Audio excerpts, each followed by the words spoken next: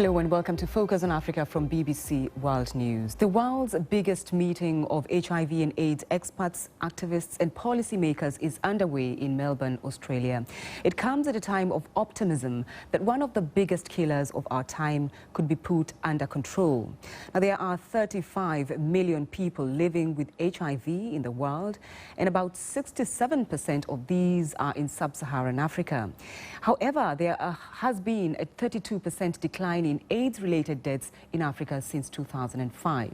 This has partly been due to a huge increase in the number of people receiving treatment. 75% of people on treatment are in sub-Saharan Africa. Now, many more lives are being saved today with the use of antiretroviral drugs, but some groups are still left behind, for instance, children. Only a quarter of the children who need life-prolonging medication get it. And even some of the few that are lucky still have to make do with adult medication. Focus on Africa's Anne Soy visited a home that cares for HIV-positive children in Kenya to find out how they are coping. At 6 o'clock twice every day, these children at Nyumbani home queue up to take a dose of life. All of them have the virus HIV, which causes AIDS. 20 years ago, many would not even have lived to this age. But with the life-saving medication, these children can live, hope and dream of a future. Like this 14-year-old who we've called John, which is not his real name. I like to be a pilot when I grow up. John has developed resistance to all drugs that are available in Kenya, so he takes much stronger medication which has to be imported. In the morning I take 9 tablets and in the evening I take 9 tablets, so all of them in a day they are 18 tablets.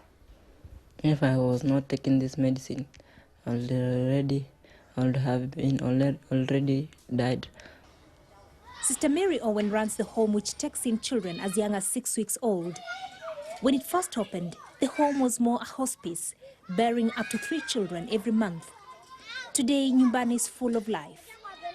But a shortage of drugs made specifically for children often forces staff to break up adult tablets to give to the children. The issue is that in the developed world, there are so few babies born with HIV, which is marvelous, of course, that the pharmaceutical companies are not interested in manufacturing pediatric doses. The children at Nyumbani are just settling in their various houses for the evening. But these are among the lucky few children who are living with HIV. Around the world, about 3/4 of them do not have life-prolonging medication.